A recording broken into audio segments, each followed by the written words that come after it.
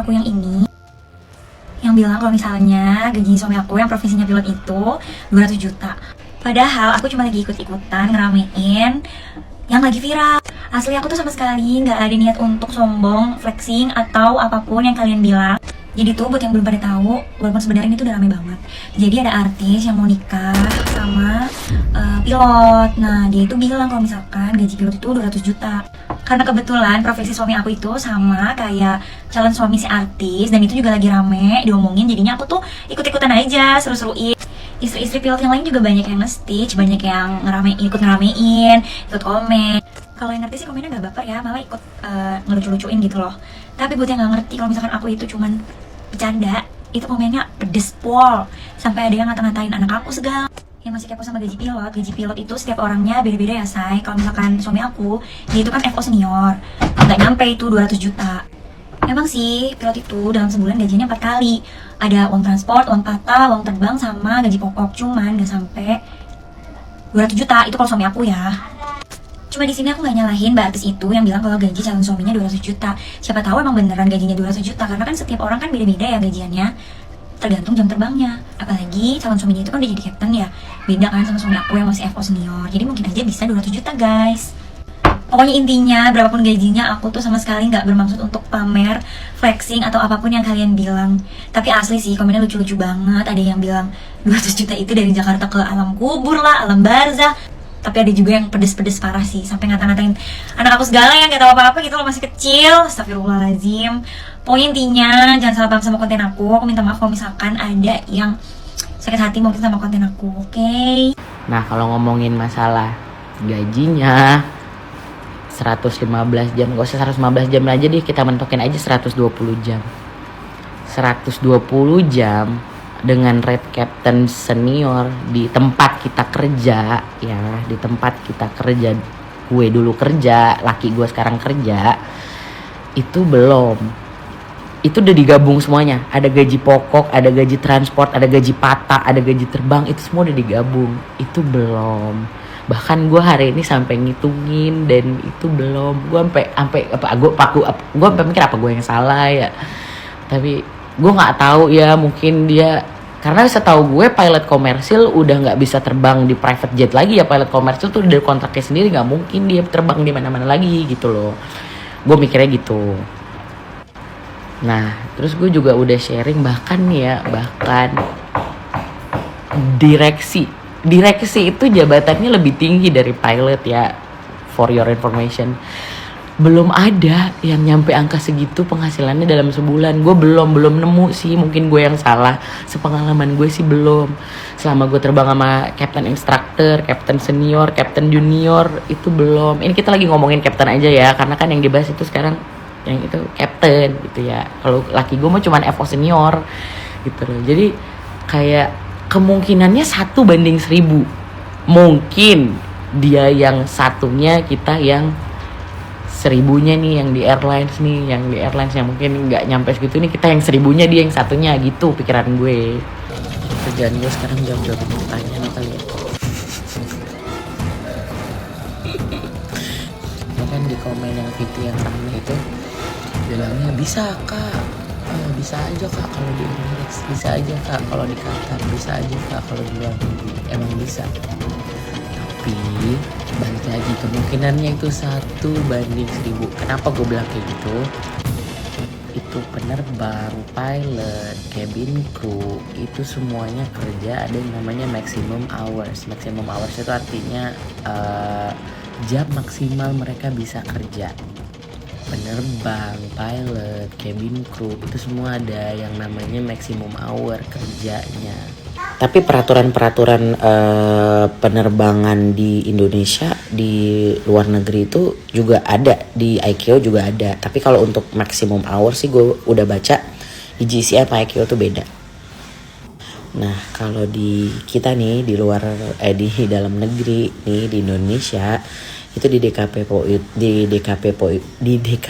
itu maksimum hournya itu adalah 110 jam. Jadi kalau ada yang bilang terbangnya 115 jam, terbangnya 120 jam, kita cek dulu kok bisa terbangnya segitu. Karena di DKPPU aja itu tertulis maksimum hour kerja penerbang flight crew itu semuanya 110 jam, nggak boleh lebih dari itu.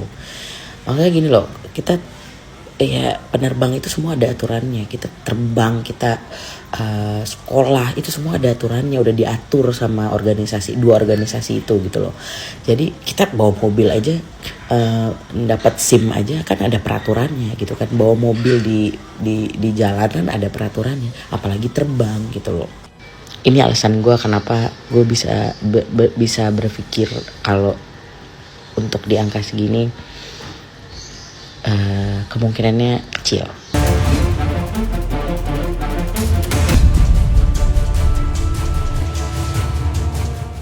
Alhamdulillah, laporan saya 2-3 minggu yang lalu, alhamdulillah direspon baik oleh Polda Metro Jaya. Ya, pertama saya ucapkan terima kasih kepada Kapolri beserta wakilnya dan juga Kapolda beserta Wakil Kapolda Metro Jaya yang sudah merespon dengan baik laporan saya terhadap seseorang yang sudah merugikan diri saya. Saya buat laporan pada waktu itu melalui pengacara saya Bang Raja. Terima kasih buat Bang Raja Simanjuntak dan tim yang sudah berupaya untuk membantu saya dalam membuat laporan. Juga terima kasih juga buat para netizen yang baik hati, yang benci dengan keonaran dan benci dengan hal-hal yang buruk yang membuat medsos jadi rusak. Alhamdulillah saya sudah mendapatkan surat cinta. Mohon maaf dalamnya nggak boleh dibuka, tapi ini asli, saya nggak bohong. Ini adalah surat pemanggilan saya sebagai pelapor. Dan yang saya laporkan adalah berinisial DP. Ya. Dan alhamdulillah tanggal 30 ini ya, saya akan menghadap Polda Metro Jaya untuk dimintai keterangan lebih lanjut. Ya, dan artinya laporan saya memang sudah diterima. Sudah 100% diterima gitu. Karena dulu kami pernah melayangkan somasi kepada terlapor, saudari DP itu, tapi kami dicuekin. Ya, dicuekin, nggak tahu alasannya apa, pokoknya istilahnya tidak ada jawaban somasi gitu. Dan memang aturannya seperti itu, kita harus mensomasi dulu, kecuali kalau dari pihak mereka pada saat disomasi mereka memberikan penjelasan.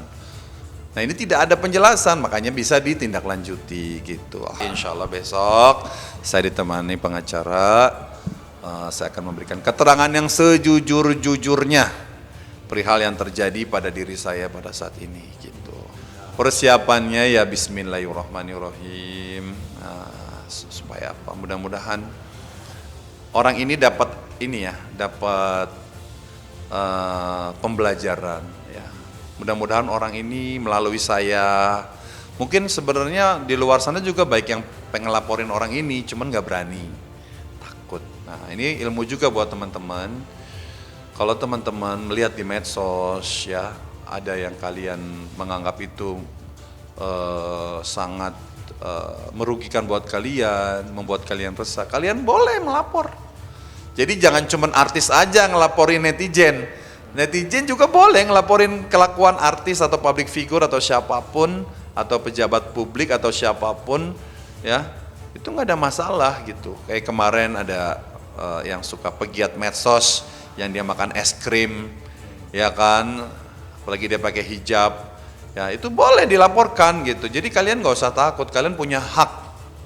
Jangan cuman artis aja yang ngelaporin kalian gitu loh. Kalian juga punya hak, kalian itu warga negara. Artis itu cuman profesi, apapun profesi. Tapi kalau sudah menyangkut bisa merugikan ketenangan orang, ya merugikan kenyamanan orang di media sosial ataupun dunia nyata, kalian berhak gitu.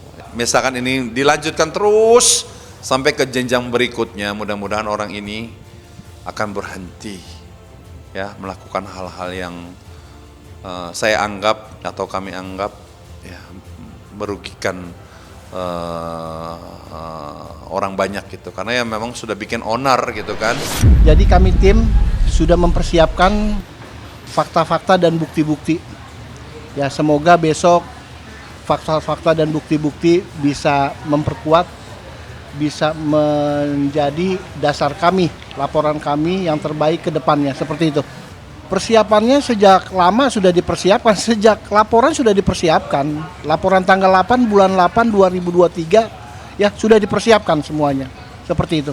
Untuk sementara waktu kami belum ada ya, hanya 2 alat bukti ya. Terkait tanggal 21 di bulan 7 ya. Bulan Juli. Ya, bulan Juli. Terus tanggal 22 ya, terkait mengenai hal-hal yang mana Dewi Persik mengupload ya, mengupload dari yang lain ke TikTok dan Instagramnya, seperti itu.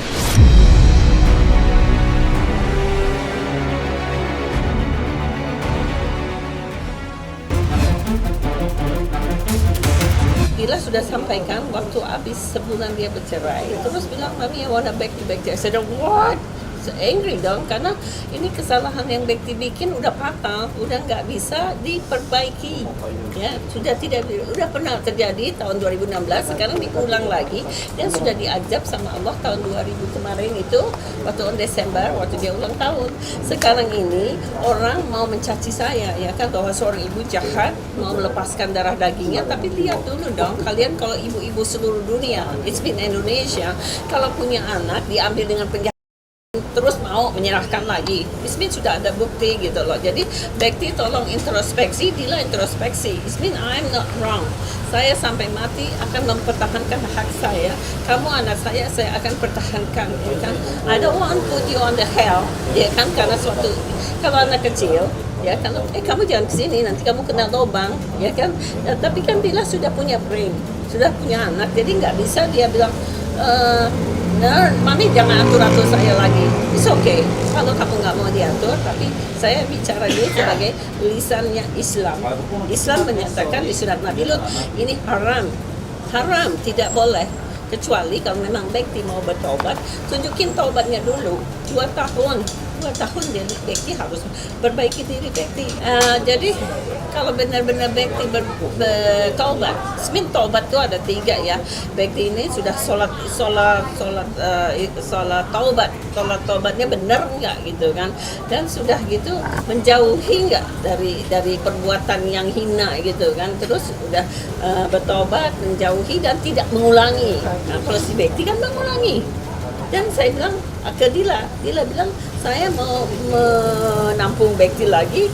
Okay, you are angel. Kamu Tuhan, kamu malaikat yang bisa mengampuni. 1000 wanita juga nggak mau digituin. Cuman Dila ini dipengaruhi sihir. Kalau aku bilang, saya sebagai ibu merasa Dila is not my daughter anymore. Karena secara mentally di sini dalam mimpi saya Dila is under magic.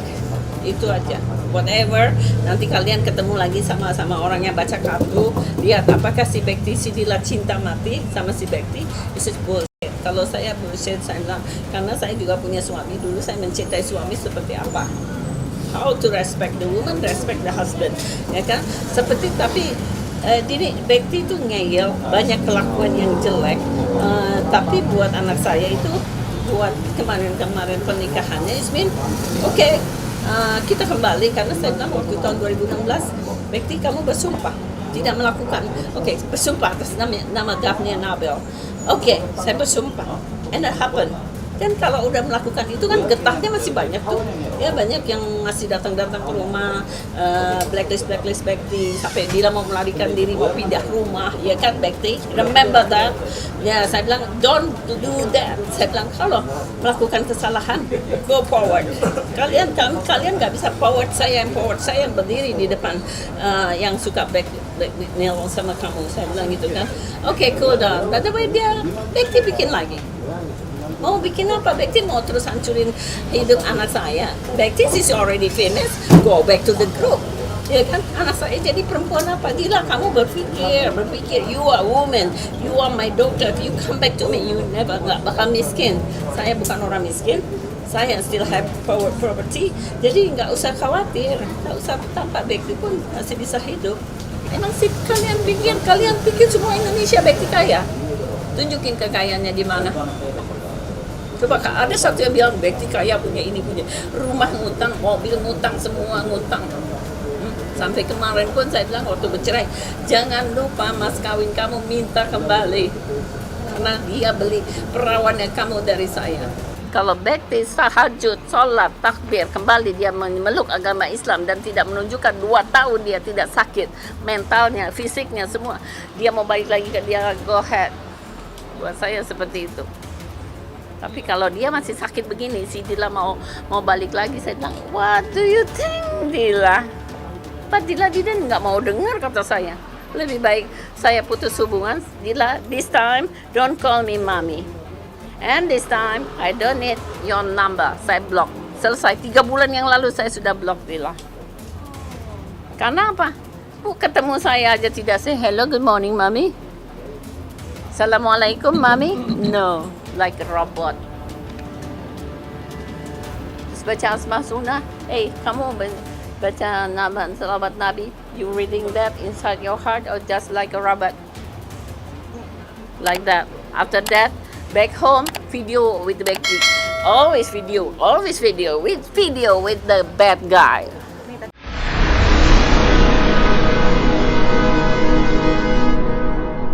Jadi jangan lupa untuk subscribe Cumi Cumi. Ditekan ya tombol lonceng merahnya.